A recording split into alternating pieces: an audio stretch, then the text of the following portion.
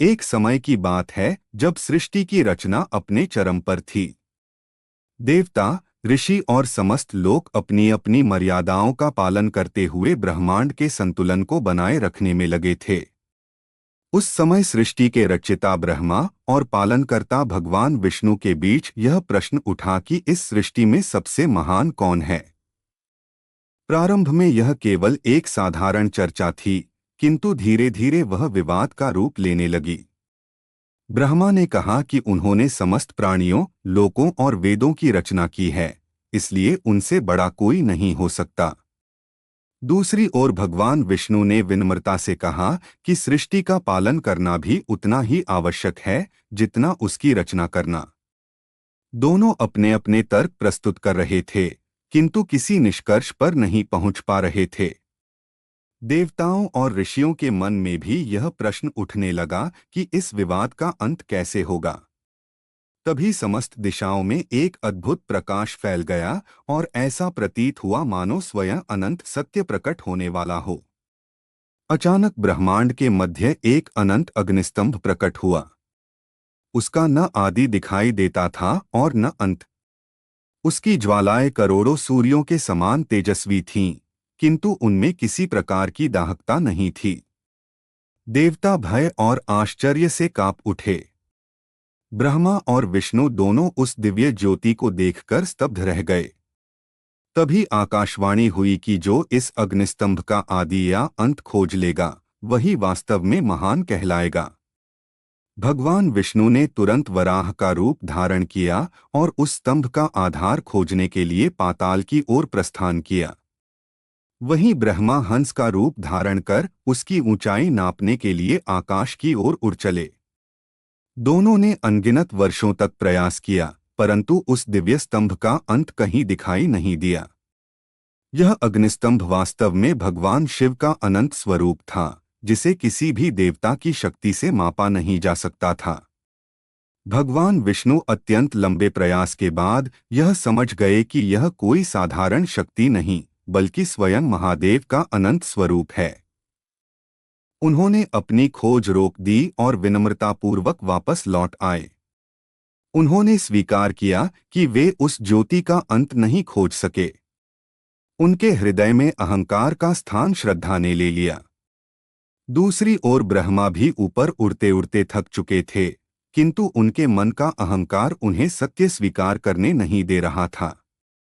तभी उन्हें आकाश से नीचे गिरता हुआ केतकी का पुष्प दिखाई दिया। ब्रह्मा ने उससे पूछा कि वह कहाँ से आ रहा है।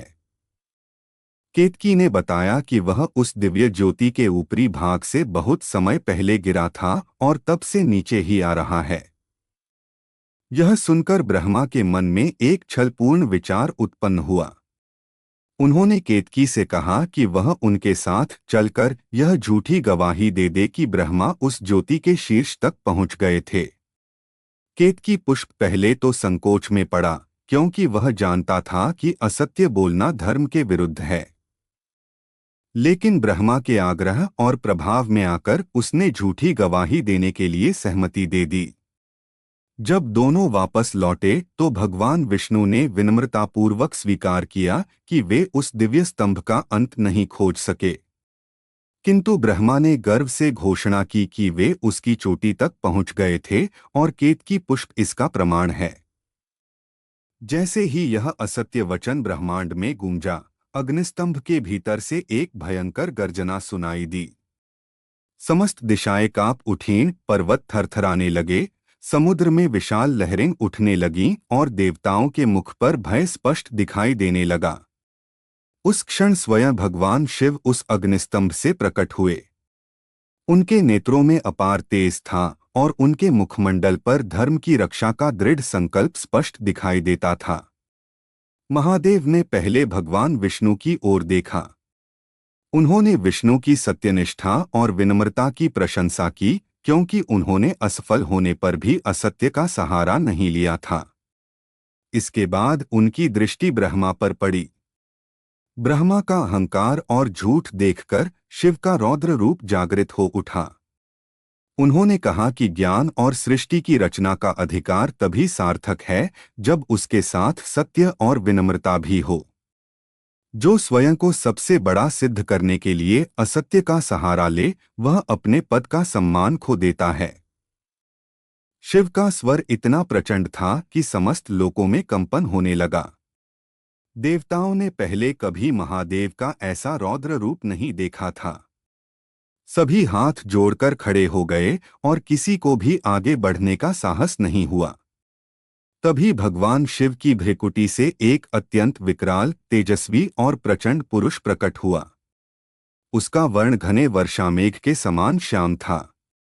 उसकी विशाल जटाएं आकाश तक फैली हुई थीं। गले में मुंडों की माला, शरीर पर व्याघ्र चर्म, हाथों में त्रिशूल, खड्ग और डमरू सुशोभित थे।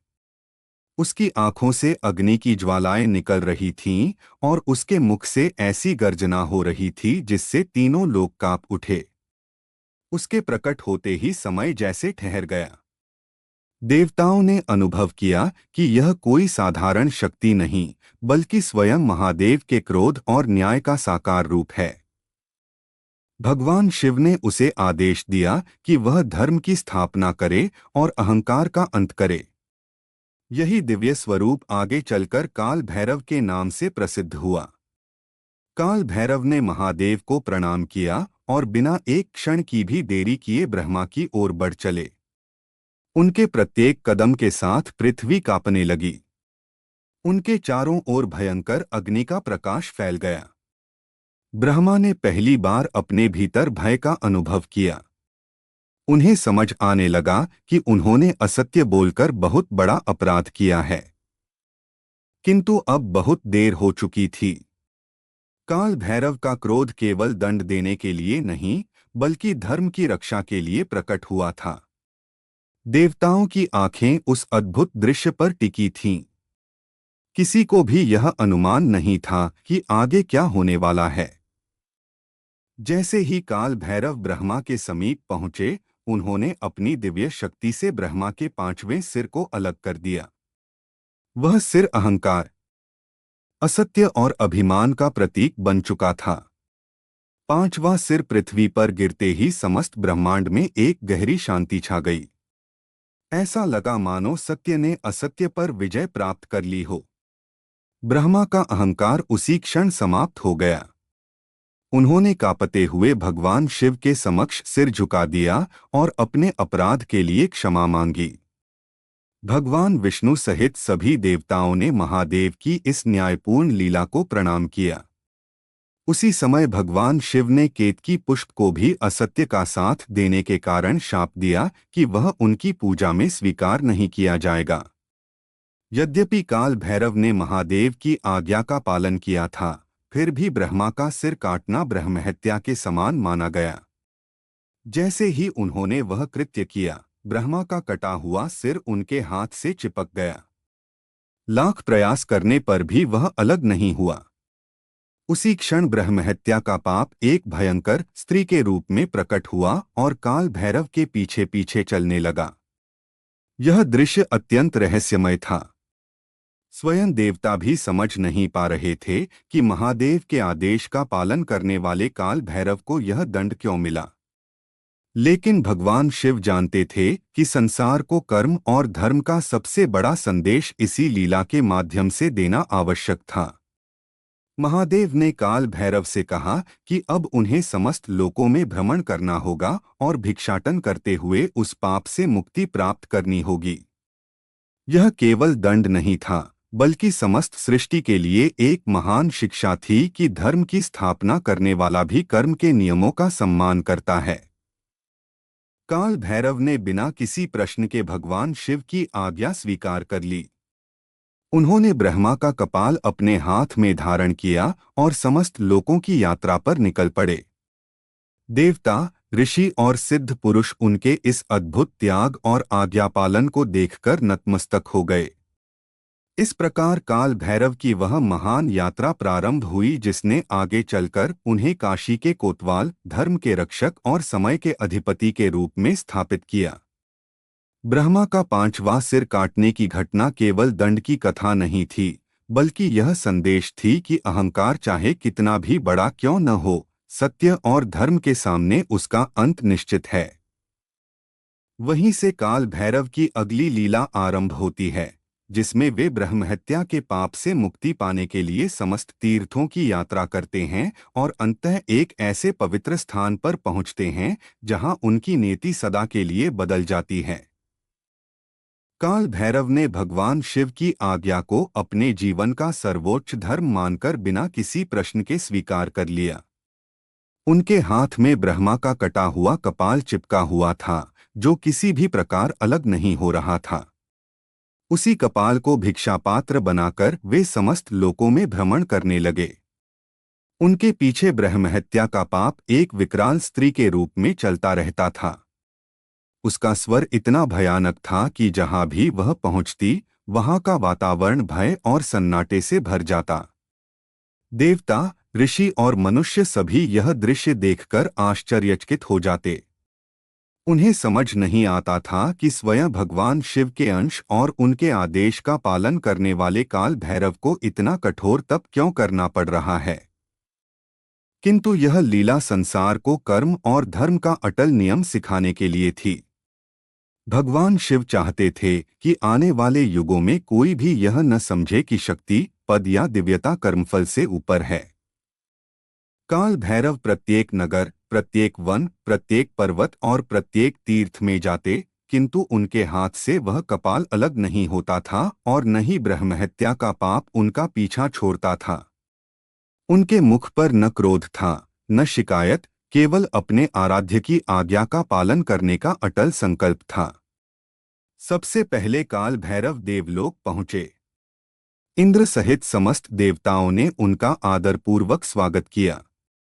स्वर्ग में दिव्य गंधर्वों ने स्तुति गाई, अप्सराओं ने पुष्पवर्षा की और देवताओं ने उन्हें प्रणाम किया। किंतु जब उन्होंने भिक्षा मांगी, तब किसी के द्वारा दी गई भिक्षा से वह कपाल भर नहीं पाया। वह सदैव रिक्त ही बना रहा। इंद्र ने विनम्र होकर पूछा, हे महाभैरव, यह कैसी लीला है कि स्वर्ग का समस्त वैभव भी आपके पात्र को नहीं भर पा रहा। काल भैरव ने शांत स्वर में उत्तर दिया कि जब तक कर्म का बंधन समाप्त नहीं होगा, तब तक संसार का कोई भी वैभव मुक्ति नहीं दे सकता। यह सुनकर देवताओं को ज्ञात हुआ कि तप, सत्य और भगवान की कृपा के बिना किसी भी प्रकार का ऐश्वर्य अधूरा है। ब्रह्महत्या का पाप स्वर्ग के द्वार तक उनके पीछे आया, किंतु वहां प्रवेश न कर सका। फिर भी जैसे ही काल भैरव स्वर्ग से बाहर निकले, वह पुनः उनके पीछे चलने लगा। यह देखकर देवताओं ने समझ लिया कि कर्म का प्रभाव व्यक्ति के साथ तब तक रहता है जब तक उसका पूर्ण प्रायश्चित न हो जाए। स्वर्ग से निकलकर काल भैरव ब्रह्मर्षियों के आश्रमों में पहुंचे।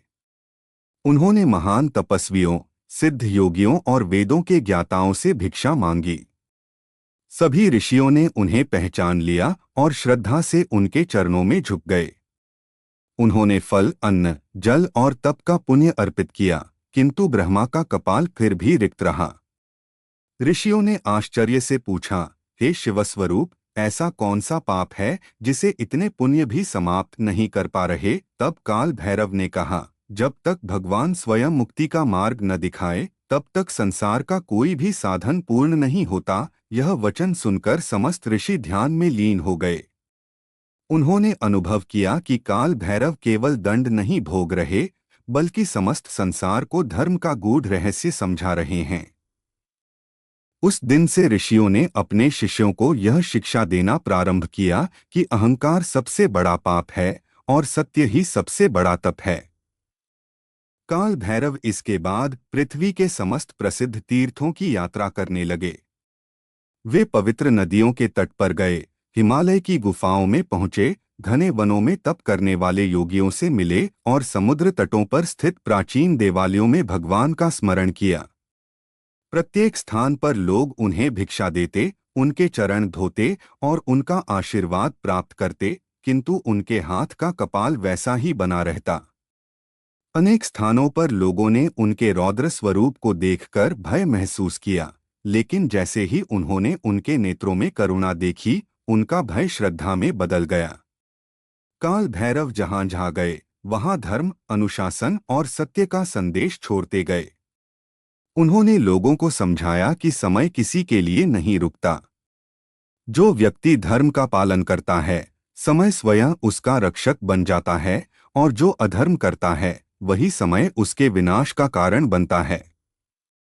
युगों के समान प्रतीत होने वाली इस यात्रा के बाद एक दिन काल भैरव उत्तर दिशा की ओर बढ़ते हुए उस पवित्र नगरी के समीप पहुंचे जिसे स्वयं भगवान शिव ने अपना निवास बनाया था। वह दिव्य नगरी थी काशी। जैसे ही उन्होंने काशी की सीमा में प्रवेश करने का प्रयास किया, एक अद्भुत घटना घटी। उनके पीछे चल रही ब्रह्महत्या रूपी विकराल स्त्री नगर के द्वार पर ही रुक गई। उसने अनेक बार भीतर प्रवेश करने का प्रयास किया, किंतु अदृश्य दिव्य शक्ति ने उसे रोक दिया। वह पीड़ा से चिल्लाने लगी, परंतु काशी की पवित्रता के सामने उसकी एक न चली। उसी क्षण काल भैरव के हाथ से ब्रह्मा का कपाल भी पृथ्वी पर गिर पड़ा। वर्षों से उनके हाथ से चिपका हुआ वह कपाल अचानक अलग हो गया। आकाश में देवताओं ने दुंदुभियां बजाईं, पुष्पवर्षा होने लगी और समस्त दिशाओं में हर हर महादेव का जयघोष गूंज उठा। काल भैरव समझ गए कि भगवान शिव की कृपा से उनका प्रायश्चित पूर्ण हो चुका है। तभी स्वयं भगवान शिव और माता पार्वती वहां प्रकट हुए। महादेव ने अपने प्रिय स्वरूप को देखकर प्रसन्नता व्यक्त की और कहा, हे भैरव, तुमने मेरी आज्ञा का पूर्ण पालन किया। तुमने संसार को यह सिखाया कि धर्म का मार्ग कितना कठिन होने पर भी उसका पालन करना चाहिए। आज से काशी की रक्षा का भार मैं तुम्हें सौंपता हूँ। यह सुनते ही समस्त देवताओं ने काल भैरव का अभिषेक किया। उन्हें काशी का कोतवाल घोषित किया गया। भगवान शिव ने वरदान दिया कि जो भी भक्त काशी आएगा, उसे पहले काल भैरव की अनुमति और कृपा प्राप्त करनी होगी, तभी उसकी यात्रा पूर्ण मानी जाएगी। उस दिन से काल भैरव केवल एक उग्र देवता नहीं रहे, बल्कि धर्म, न्याय और समय के सर्वोच्च रक्षक बन गए। महादेव ने आगे कहा, हे भैरव, तुम केवल काशी ही नहीं, बल्कि समस्त धर्म मार्ग के प्रहरी रहोगे। जो व्यक्ति सत्य, न्याय और भक्ति के साथ तुम्हारा स्मरण करेगा, उसकी रक्षा तुम स्वयं करोगे। किंतु जो अधर्म, छल, हिंसा और अहंकार के मार्ग पर चलेगा, उसके लिए तुम स्वयं काल बनकर प्रकट होोगे। यह वरदान सुनकर देवताओं ने हाथ जोड़ लिए। उन्होंने समझ लिया कि काल भैरव केवल दंड देने वाले देव नहीं, बल्कि धर्म की रक्षा करने वाले दिव्य न्यायाधीश हैं। उनके हाथ का त्रिशूल केवल विनाश का प्रतीक नहीं, बल्कि अधर्म के अंत और धर्म की विजय का प्रतीक है। उनका वाहन श्वान भी निष्ठा, सतर्कता और सुरक्षा का संदेश देता है। समय बीतता गया और काल भैरव की महिमा संपूर्ण भारतवर्ष में फैलने लगी। ऋषिमुनि, राजा, साधु और सामान्य गृहस्थ सभी उनकी आराधना करने लगे। यह मान्यता स्थापित हुई कि जो व्यक्ति काल भैरव का स्मरण करता है, उसके जीवन से अकाल मृत्यु का भय दूर होता है, शत्रुओं का नाश होता है और नकारात्मक शक्तियां उसके निकट नहीं आती। तांत्रिक साधनाओं में भी काल भैरव को अत्यंत महत्वपूर्ण स्थान मिला, किंतु महान संतों ने सदैव यह शिक्षा दी कि उनकी पूजा केवल शक्ति प्राप्त करने के लिए नहीं, बल्कि आत्मसंयम, सत्य और धर्म की स्थापना के लिए करनी चाहिए। जो व्यक्ति केवल स्वार्थवश उनकी आराधना करता है, वह उनकी वास्तविक कृपा प्राप्त नहीं कर सकता। आज भी काशी में यह परंपरा जीवित है कि बाबा विश्वनाथ के दर्शन के साथ साथ काल भैरव के दर्शन करना अत्यंत शुभ माना जाता है। भक्त उन्हें काशी का प्रहरी मानकर पहले उनका आशीर्वाद प्राप्त करते हैं। ऐसा विश्वास है कि काल भैरव प्रत्येक जीव के कर्मों का सूक्ष्म लेखा रखते हैं। वे समय के स्वामी हैं, इसलिए उनसे कुछ भी छिपा नहीं रह सकता। उनका स्मरण मनुष्य को यह याद दिलाता है कि जीवन क्षणभंगुर है, अहंकार नश्वर है और केवल सत्य, सेवा तथा भक्ति ही अंत तक साथ रहती है। यही कारण है कि काल भैरव की कथा केवल एक पौराणिक घटना नहीं, बल्कि जीवन का गहन दर्शन भी है। इस प्रकार भगवान शिव के रौद्र तेज से प्रकट हुए काल भैरव ने ब्रह्मा के 5वें सिर का अभिमान समाप्त कर संसार को सत्य का महत्व बताया, फिर स्वयं कठिन प्रायश्चित करके कर्म के नियमों की मर्यादा स्थापित की और अंत में काशी के सनातन रक्षक बनकर धर्म की रक्षा का दायित्व संभाला। उनकी यह कथा हमें सिखाती है कि चाहे कोई कितना भी महान क्यों न हो, अहंकार उसका पतन निश्चित कर देता है। वहीं जो व्यक्ति सत्य, विनम्रता और भगवान की आज्ञा का पालन करता है, उसे अंततः दिव्य सम्मान और अमर यश अवश्य प्राप्त होता है। इसलिए आज भी जब कोई भक्त श्रद्धा से जय काल भैरव का उच्चारण करता है, तो वह केवल एक देवता का नाम नहीं लेता, बल्कि सत्य, न्याय, समय और धर्म की उस अनंत शक्ति को प्रणाम करता है, जो युगों युगों से इस सृष्टि के संतुलन की रक्षा करती चली आ रही है।